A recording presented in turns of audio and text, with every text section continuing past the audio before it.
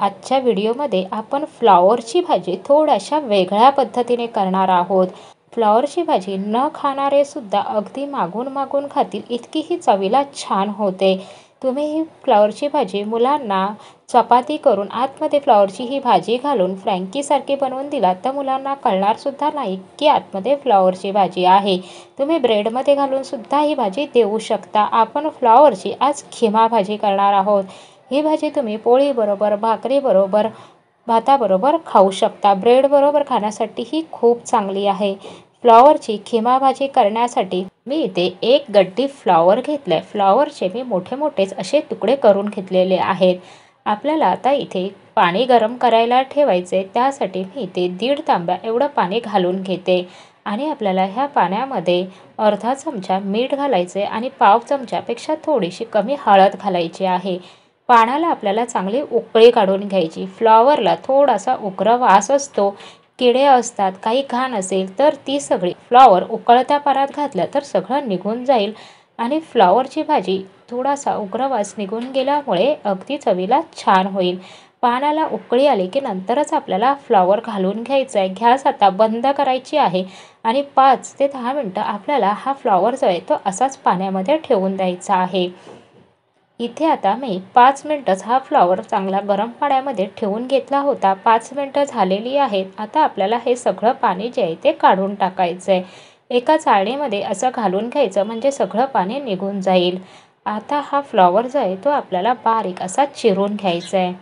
आता यातलं सगळं पाणी मी काढून घेतले. तुम्ही हा फ्लॉवर आपल्याला खिमा करायचा आहे त्यासाठी एकदम बारीक चिरायचा आहे किंवा तुम्हाला मी दुसरीसुद्धा पद्धत सांगणार आहे. जर असा चिरायला खूप वेळ लागतो म्हणून अगदीच घाई गडबड असेल, सकाळच्या घाई गडबडीमध्ये तुम्हाला जर फ्लॉवरची ही खिमा भाजी करायची असेल तर अगदी 5 मिनटामध्येच ही भाजी तयार होते. तर ती कशी? तुम्ही जर रात्रीच फ्लॉवर हा गरम पाण्यामध्ये बॉईल करून ठेवला असेल तर तुम्ही ही भाजी अशी चिरत न बसताच मी तुम्हाला दुसरी पद्धत दाखवणार आहे.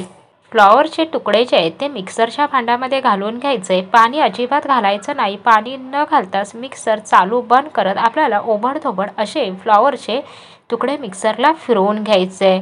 अगदी बारीकही करायचं नाही म्हणजे फ्लॉवरचं पीठ झालं नाही पाहिजे, तर थोडंसं ते असे जाडसर ठेवायचे आहेत. 1 मिनिटातच फ्लॉवर चांगला मिक्सरला फिरवून झालेला आहे. तुम्ही इथे बघू शकता.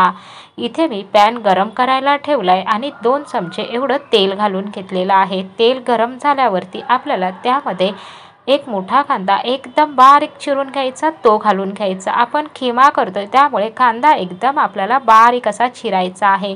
कांदा आपल्याला चांगला तांबूस रंगावरती परतून घ्यायचा आहे. गॅस आपल्याला मध्यमच ठेवायचा आहे. कांदा परतत असतानाच त्यामध्ये आपल्याला 10-12 कढीपत्त्याची पानं घालायची. कांदा चांगला तांबूस रंगावरती परतून झाल्यावरती आपल्याला ह्यामध्ये मसाले घालायचे आहेत.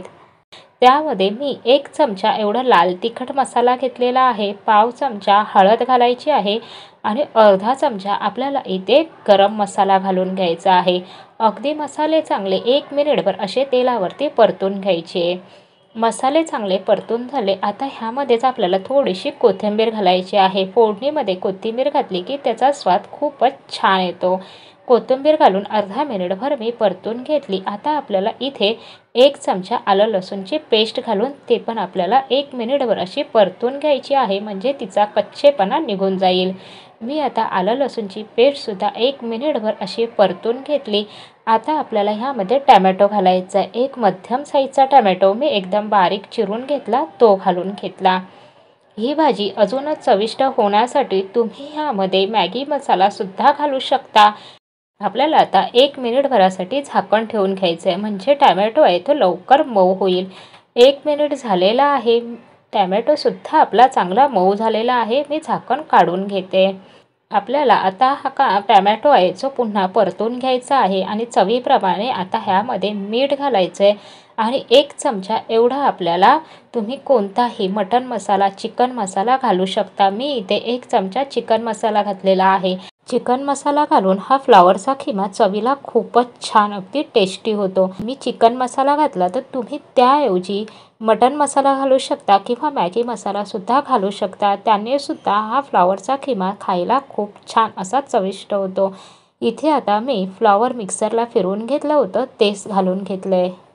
आपल्याला आता हा फ्लॉवरचा खिमा घालून मसाल्यामध्ये चांगला मिक्स करून घ्यायचा आहे. मसाला सगळा चांगला या खिम्याला कोट झाला पाहिजे. ही भाजी तुम्ही प्रवासासाठी सुद्धा नेऊ शकता. आपण ह्यामध्ये आता अजिबात पाण्याचा वापर करणार नाही, तर पाणी न घालताच आपण हिला शिजवणार आहोत. मी आता चांगली मसाल्यामध्ये मिक्स करून घेतलेली आहे. आपल्याला आता ह्यावरती झाकण ठेवायचं आहे.